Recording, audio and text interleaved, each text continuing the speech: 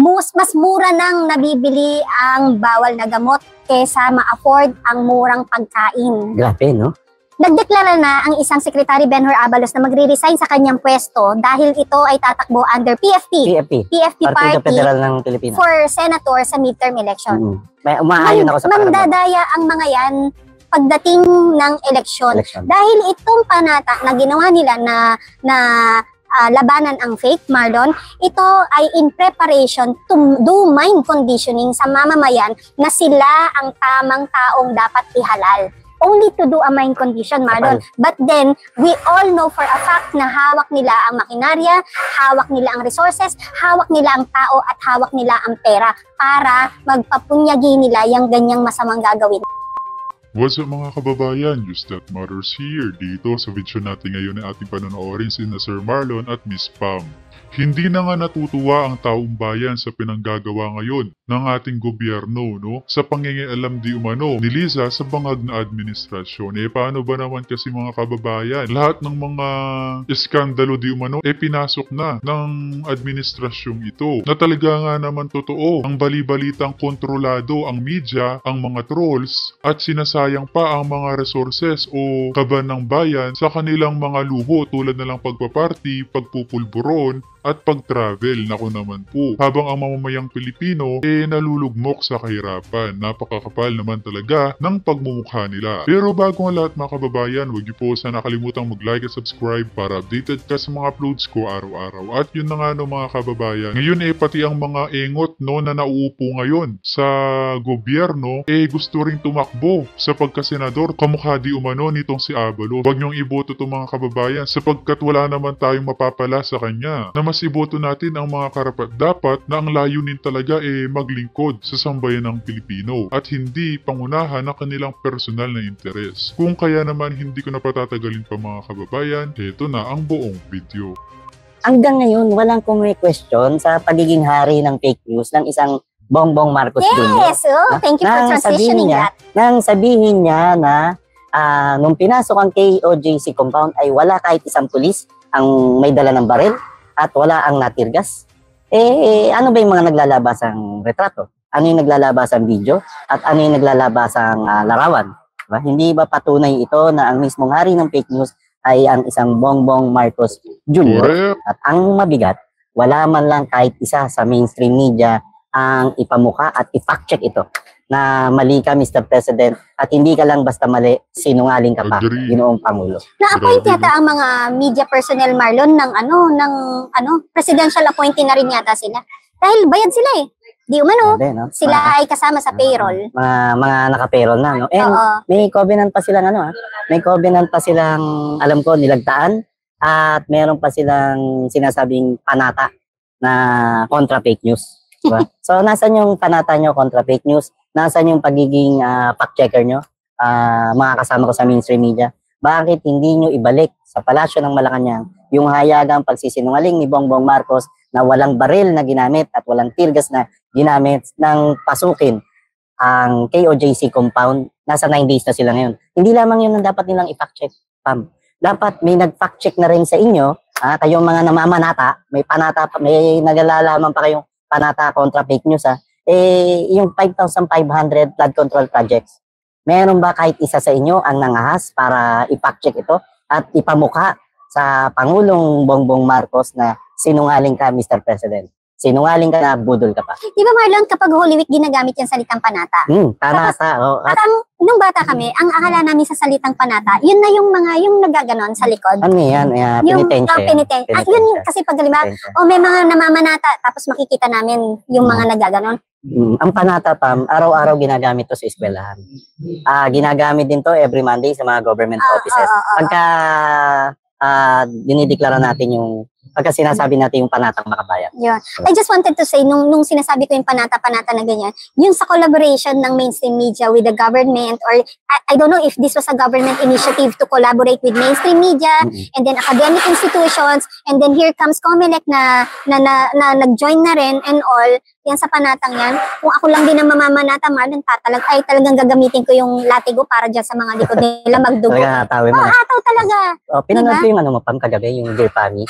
May point ka dun sa apprehension mo kung masyadong nakakapag-alala itong connivance na nangyayari sa pagitan ng mainstream media at ng kasalukuyang pamahalaan. Hindi natin alam kung saan ang direksyon nito at hindi natin alam kung saan pa tatakbo ang mamayang Pilipino. Kasi kung mismong mga mainstream media ngayon na Kaya nga yung mga napapaniwala ng mga bayarang media na yan, kawawa dahil hindi nila alam yung side story ng lahat ng mga nangyayari sa mga Duterte. Pero kung aware sila, hindi sila papa-under dito sa bangag na administrasyon. At saka, ang hirap kasi mga kababayan, bayaran na nga ang media, binabayaran pa itong mga trolls, i-brainwash na maganda pa din ang nangyayari sa ating bansa. Paanong maganda ang dami ang naghihirap ngayon. Nilulumpo tayo sa kahirapan mga kababayan. Lalo na puro utang na naman sila sa mga kalapit bansa natin. Hay naku. At sila ang bantay at tagapagsulong ng tunay na pangyayari sa lipunan ay wala na, lumalaylay na o laylay na. Hindi natin alam saan papapunta ang Pilipinas.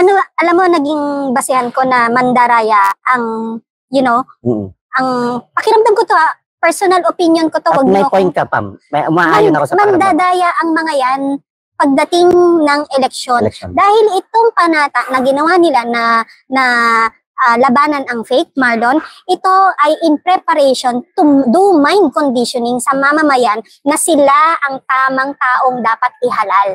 Only to do a mind condition, Marlon. But then, we all know for a fact na hawak nila ang makinarya, hawak nila ang resources, hawak nila ang tao, at hawak nila ang pera para magpapunyagi nila yung ganyang masamang gagawin nila. Tama ka, Pam. Malamang sa malamang, ganyan ang gagawin ng mga lokong yan sa darating na eleksyon. Pero ngayon pa lang, Pam, yung connivance na nangyayari sa kanila, yung sabwatan na nangyayari ngayon, sa pagitan ng mainstream media at ng pamahalaan, ngayon pa lang, Pam, mag-aalay na yan sa mga kasinungalingan nila para lokohin ng taong bayan. Unahin natin yung video, yung controversial na poke video. Dapat kung tunay na objective ang mga mainstream media at kung tunay na pinapahalaga nyo ang salitang fact check, dapat kayo na mismo ang nag-fact check. Pangalawa, Pam, ang nakakapangamba pa rito, yung mga sinasabing walang barel, walang tear gas, baka bukas makalawa kung ano man ang itanim ng kapulisan ng mga abusadong pulis na nasa KOJC compound ngayon. Sa balita nga ayaw idaan sa scanner ng mga kapulisan itong mga bagabagahin nilang gamit na pinapasok sa KOJC dahil alam nila na illegal naman talaga ang ginagawa nila. Grabe naman yan. Ayunan at basta na lamang katigan ng mainstream media. At pati yung mga naglalabasan yung media, yung si sa Executive Secretary ng Nori Cardena, ma'am. Yun yung yung di ba? Yung nasan kayo mainstream media? Nasan kayo mainstream media? At nasan yung para hanapin yung pulis niyo? Oy, si Gretchen ho, nakita mo na ba yung heartbeat? At ano sabi ni Gretchen ho? Ano yun? Medyo, nako, yari tayo. Sayo ka, Pam. Yun, ninaan, mamaya na. Narinig ka. Si Gretchen ho, no? Grabe, no, Gretchen, no? Siguro balik volleyball ka na lang. Oo nga. Ito nauntog to ng bola, ng volleyball, na maraming beses, Marlon. Nawala rin ng tinunang batang to, nilamon ng sistema. Bigla ako naisip, kaya yata iniwan to ng boyfriend niya nun, eh. Wag ganun! Ouch! Awit! Awit! Wag ganun, Marlon! Alam niyo yung salita awit, mga katete. Salita millennial yun. Ano may awit? Alam mo ba, tinanong ko pa kay ano yan?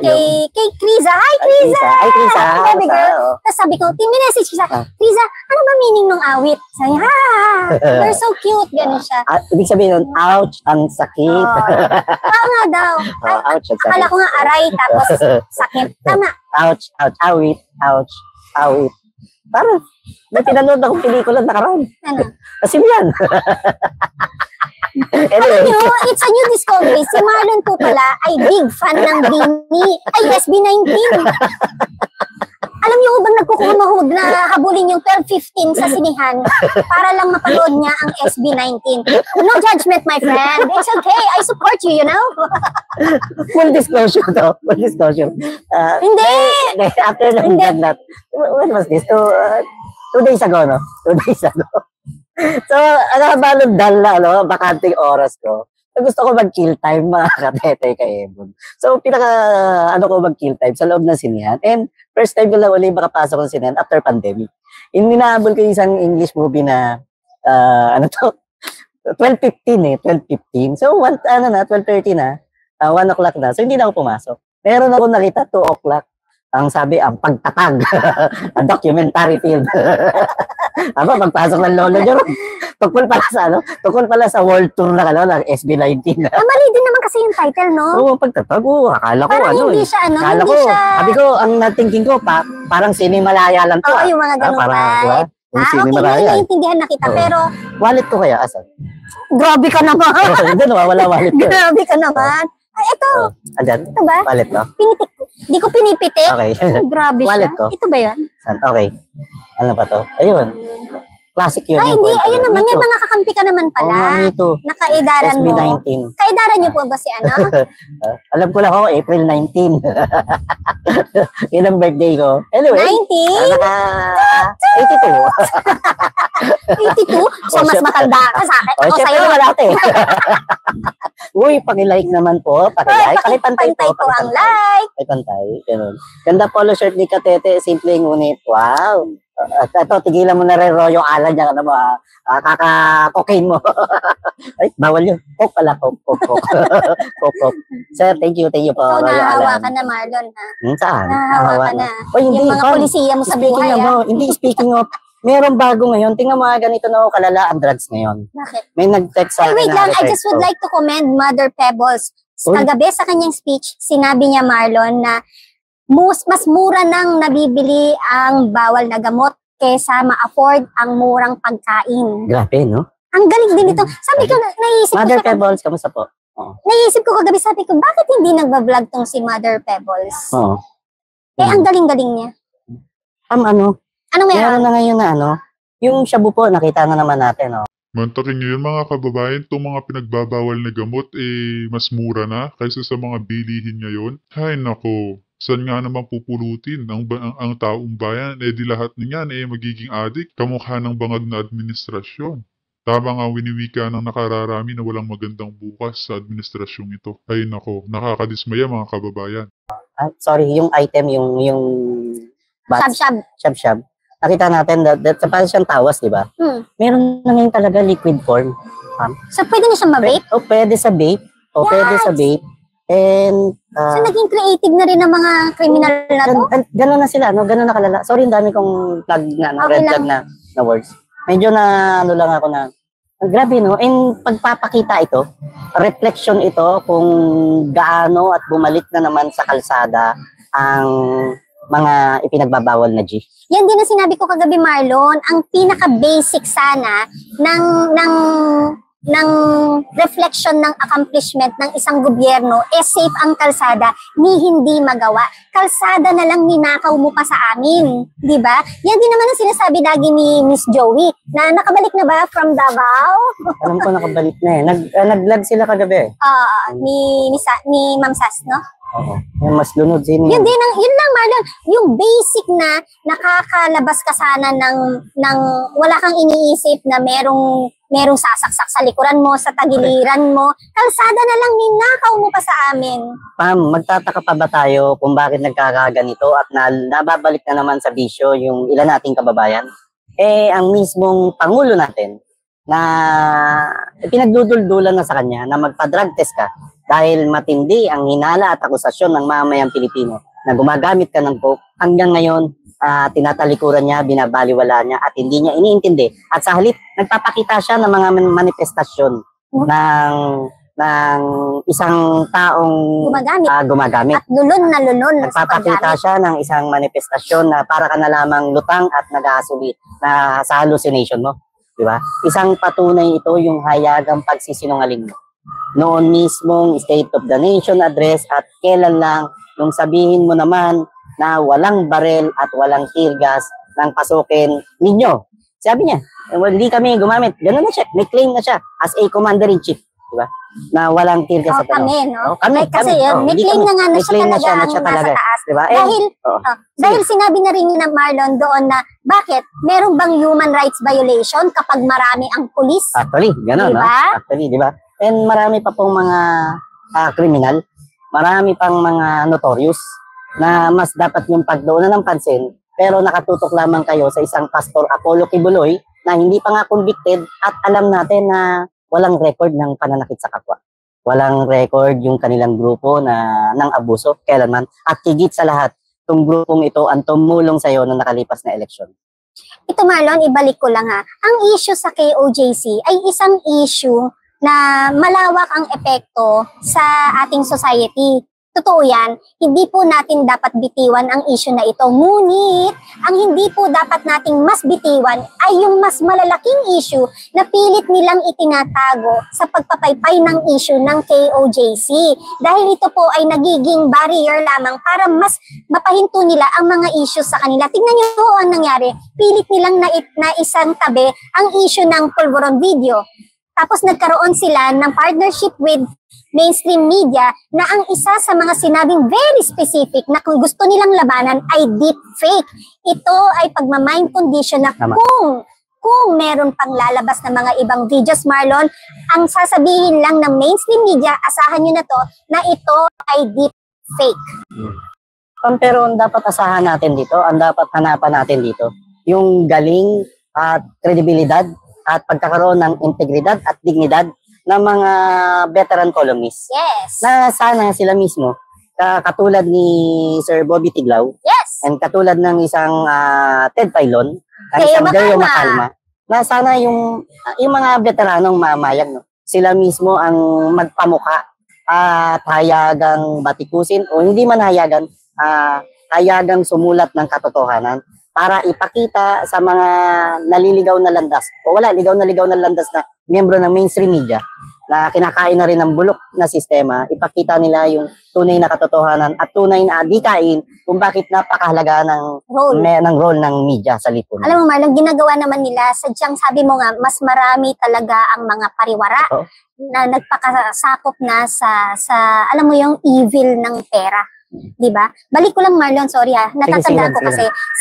di ba, pilit kong sinasabi na malakas ang kutob nating lahat. O hindi nga kutob baka we all know that it's gonna happen na mandadaya ang mga ito sa midterm election. Paano ko nasabi yan? Nagdeklara na ang isang Secretary Benhur Abalos na magre-resign sa kanyang pwesto dahil ito ay tatakbo under PDP, under PFP Partido Party Federal ng Pilipinas for senator sa midterm election. Nagkaroon, dati na, ito guys, i-share ko lang gaano katotoo Mr. Benhur Abalos na last year, meron kang nilapitan na grupo ng PR na gusto mong mag-handle sa iyong dapat senatorial. Kaya pala puro papresko tapos may pa-billboard na. Hay nako Abalos, grabe ka naman, wag yung iboto itong mga kababayan. Wala tayong mapapala dito. Candidacy or campaign. But later on, when you were given a proposal, inatras mo ito through your USEC na nailipat na ngayon sa DOJ. Okay. Dahil ang iyong reason is, hindi mo pa alam at depende sa sasabihin, di umano, ng unang ginang kung papayagan kang tumakbo o hindi. So ngayon, Marlon, if logic is telling me na ngayon nag-express ka, na tatakbo ka nga, ibig sabihin is nagkaroon ka na ng go signal from the madam na okay, Benhur, tumakbo ka. Nagkaroon ka bigla ng confidence na, and part nung pag-atras niya, Marlon, was because hindi siya sumisipa sa mga surveys ng mga panahon na yun. Kahit ipalutang ang pangalan niya, hindi siya sumisipa. Hanggang ngayon, hanggang ngayon, hindi pumapalo ang pangalan ni Benhur Abalos sa survey. My point exactly. And now you gain courage to tell everyone na tatakbo ka nga. Pagkatapos or kasabay nung sinasabi ninyong collaboration nyo with mainstream media and COMELEC. So, tama ka pa. Diba? Tama ka. At yung sinabi mo na kailangan ng clearance ng isang First Lady Lisa Araneta Marcos. So nagpapatunay lamang ito na ang tunay nagpapatakbo sa Pilipinas ay hindi si Bongbong Marcos Jr., kundi ang asawa niya, si Lisa Araneta Marcos, at yan din ang laman ng libro na Kingmaker Book ni Attorney Vic Rodriguez. Yes, merong isang chapter doon ang title, Marlon, is Lisa's Meddling Ways. Ibig sabihin, yung pangingialam ng unang ginang sa first 79 days. Actually, hindi pa nga sa first 79 days. Marlon, nung campaign pa lang, meron na ring background doon kung paano siya mangialam. Correct. So, Correct. nasa libro po yun. Sa lahat po na hindi pa nakakabasa, available online sa www.kingmakerthebook.com. Correct. At speaking doon sa pakikialam ng isang First Lady Lisa Araneta Marcos, nasan ngayon yung panata ng mainstream media about fake news para i-validate nyo naman yung patungkol sa kwento ng extraction, kung saan ay sariling resources ng pamahalaan ang ginamit at ang kinasangkapan dito ay mga magigiting na miyembro pa ng Intelligence Service of the Armed Forces of the Philippines o ISAP. Wala man lang kahit isa sa inyo mga mainstream media ang gumalaw, ang sumulat, sumuri at naglathala patungkol sa issue ng extraction. Because iyan din naman ang kailangan labanan, Marlon. Hindi lang yun dahil fake. Ang fake kasi pag sinabi mong lalabanan na fake, merong true, merong false, di ba? Ito yung pagpapatunay, hindi yan itim, ito ay puti. Correct. Hindi lang po yun ang nasasakupan ng tinatawag nating fake. Ang nasasakupan pa rin ng fake news ay kung ano lang ang balitang gusto nilang sabihin at ano ang balitang gusto nilang ikuble sa impormasyon na dapat nag-gain ng mga mamamayan. Correct. Sabi dito ni BJ, para lang daw Hello Garci. Hindi po, Sir BJ. Mas maigi pa nga nung panahon ng Hello Garci dahil merong mainstream media ang nagsusulat, nagre-report at naglalatala na patungkol doon sa pagtawag ni dating Pangulong Gloria Macapagal Arroyo kay COMELEC Commissioner Virgilio Garcia